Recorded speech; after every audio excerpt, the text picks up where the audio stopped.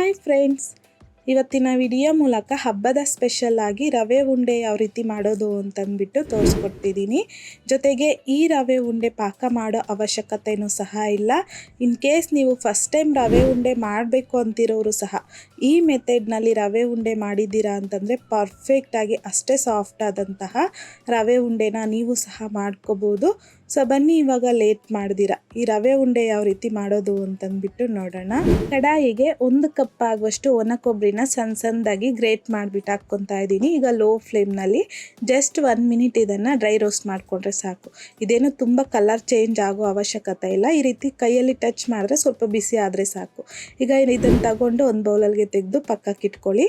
ಈಗ ಅದೇ ಕಡಾಯಿಗೆ 3 ರಿಂದ 4 ಟೇಬಲ್ ಸ್ಪೂನ್ ಆಗುವಷ್ಟು ತುಪ್ಪ, 3 ಟೇಬಲ್ ಸ್ಪೂನ್ ಆಗುವಷ್ಟು ಸಣ್ಣದಾಗಿ ಕಟ್ ಮಾಡ್ಕೊಂಡಿರ್ತಕ್ಕಂಥ ಬಾದಾಮಿ, 3 ಟೇಬಲ್ ಸ್ಪೂನ್ ಆಗುವಷ್ಟು ಸಣ್ಣದಾಗಿ ಕಟ್ ಮಾಡ್ಕೊಂಡಿರ್ತಕ್ಕಂಥ ಗೋಡಂಬಿನ ಸಹ ಹಾಕ್ಕೊಂಡು ಲೋ ಫ್ಲೇಮ್ನಲ್ಲಿ ಈ ರೀತಿ ಜಸ್ಟ್ 1 ಮಿನಿಟ್ ಫ್ರೈ ಮಾಡ್ಕೋಬೇಕು. ಆಮೇಲೆ 1 ಟೇಬಲ್ ಸ್ಪೂನ್ ಆಗುವಷ್ಟು ಸಣ್ಣದಾಗಿ ಕಟ್ ಮಾಡ್ಕೊಂಡಿರ್ತಕ್ಕಂಥ ಪಿಸ್ತಾ, 2 ಟೇಬಲ್ ಸ್ಪೂನ್ ಆಗುವಷ್ಟು ಒಣ ದ್ರಾಕ್ಷಿನ ಸಹ ಹಾಕ್ಕೊಂಡು ಚೆನ್ನಾಗಿ ಲೋ ಫ್ಲೇಮ್ನಲ್ಲಿ ಗೋಲ್ಡನ್ ಕಲರ್ ಬರೋವರೆಗೂ ಫ್ರೈ ಮಾಡ್ಕೊಳ್ಳಿ ಎಲ್ಲನೂ ಡ್ರೈ ಫ್ರೂಟ್ಸ್ನ.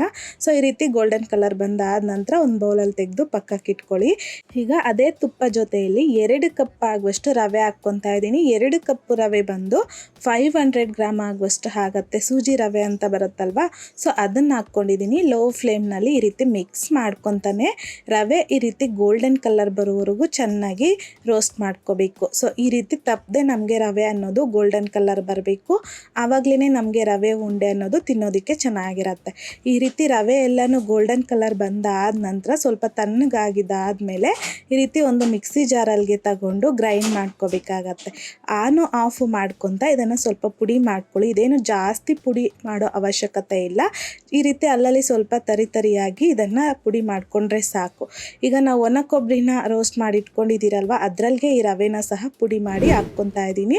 ಈಗ ಅದೇ ಮಿಕ್ಸಿ ಜಾರಲ್ಲಿಗೆ ಒಂದು 10 ರಿಂದ 15 ಏಲಕ್ಕಿ, ರವೆ ಯಾವ ಕಪ್ಪಲ್ಲಿ ತಗೊಂಡಿದ್ದೀನೋ ಸೊ ಅದೇ ಕಪ್ಪಲ್ಲಿ 1.5 ಕಪ್ ಆಗುವಷ್ಟು ಸಕ್ಕರೆ ಹಾಕ್ಕೊತಾ ಇದ್ದೀನಿ. 2 ಕಪ್ ರವೆಗೆ 1.5 ಕಪ್ ಆಗುವಷ್ಟು ಸಕ್ಕರೆ ಹಾಕ್ಕೋಬೇಕು.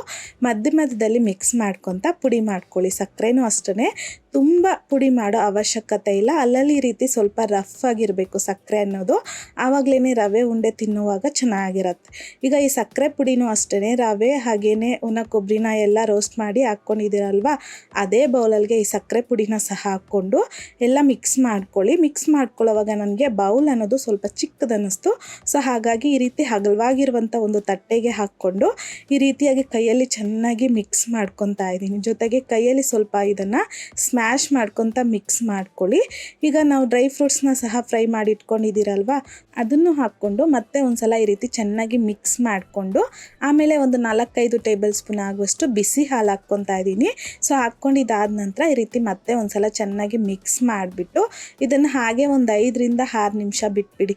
ಆ ರೀತಿ ಮಾಡೋದ್ರಿಂದ ನಮಗೆ ರವೆ ಅನ್ನೋದು ಸ್ವಲ್ಪ ಸಾಫ್ಟಾಗಿ ಆಮೇಲೆ ನಾವು ಹಾಲನ್ನು ಹಾಕಿ ಮಿಕ್ಸ್ ಮಾಡಿಕೊಂಡು ಉಂಡೆ ಮಾಡಿಕೊಂಡ್ರೆ ತಣ್ಣಗಾದರೂ ಸಹ ರವೆ ಉಂಡೆ ಅನ್ನೋದು ಸಾಫ್ಟಾಗಿ ತುಂಬ ಚೆನ್ನಾಗಿರುತ್ತೆ. ಹಾಗಾಗಿ ಒಂದು 5 ನಿಮಿಷ ಆದ ನಂತರ ಮತ್ತೆ ಎಲ್ಲ ನೀಟಾಗಿ ಮಿಕ್ಸ್ ಮಾಡಿಕೊಂಡು ಆಮೇಲೆ ಕಾಯಿಸಿ ತಣ್ಣಗಿರ್ತಕ್ಕಂಥ ಹಾಲನ್ನು ಸ್ವಲ್ಪನೇ ಹಾಕ್ಕೊಂಡು ಮಿಕ್ಸ್ ಮಾಡ್ಕೋಬೇಕು.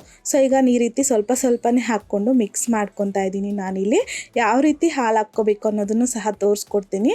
ಈ ರೀತಿ ಹಾಲು ಹಾಕಿದಾದ ನಂತರ ಉಂಡೆ ಮಾಡೋ ಶೇಪ್ಗೆ ಬರಬೇಕು ಈ ರವೆ ಉಂಡೆ ಅನ್ನೋದು. ಆ ರೀತಿಯಾಗಿ ಹಾಲು ಹಾಕ್ಕೊಂಡ್ರೆ ಸಾಕು. ಸೊ ಈಗ ಉಂಡೆ ಬರ್ತಿದೆಯಲ್ವ, ಈಗ ಚಿಕ್ಕದಾಗಾದರೂ ಮಾಡ್ಕೊಳ್ಳಿ. ನಿಮ್ಗೆ ಯಾವ ಸೈಜಿಗೆ ಬೇಕೋ ಆ ಸೈಜ್ಗೆ ಈ ರವೆ ಉಂಡೆನ ಮಾಡಿಕೊಂಡ್ರೆ ಸರಿ ಹೋಗುತ್ತೆ. ಸೊ ನಾನಿಲ್ಲಿ ಸ್ವಲ್ಪ ಮೀಡಿಯಮ್ ಸೈಜಲ್ಲಿ ರವೆ ಉಂಡೆನ ಮಾಡಿಕೊಂಡು ಇಲ್ಲಿ ಪ್ಲೇಟ್ಗೆ ಸರ್ವ್ ಮಾಡಿ ತೋರಿಸ್ತಾ ಇದ್ದೀನಿ. ನೋಡಿ ರವೆ ಉಂಡೆ ಎಲ್ಲನೂ ಇಷ್ಟು ಪರ್ಫೆಕ್ಟಾಗಿ ಬಂದಿದೆಯೋ ಅಂತಂದ್ಬಿಟ್ಟು ಈ ರೀತಿಯಾಗಿ ರವೆ ಉಂಡೆ ಮಾಡ್ಕೊಂಡಿದ್ದೀರಾ ಅಂತಂದರೆ ತಣ್ಣಗಾದರೂ ಸಹ ತುಂಬಾ ಸಾಫ್ಟಾಗಿ ತಿನ್ನಲಿಕ್ಕೆ ತುಂಬ ರುಚಿಯಾಗಿರುತ್ತೆ. ತಣ್ಣಗಾದರೂ ಸಹ ಸಾಫ್ಟಾಗಿರುತ್ತೆ ಈ ರವೆ ಉಂಡೆ ಅನ್ನೋದು ಈ ಮೆಥಡ್ನಲ್ಲಿ ಮಾಡಿದ್ದೀರಾ ಅಂತಂದರೆ.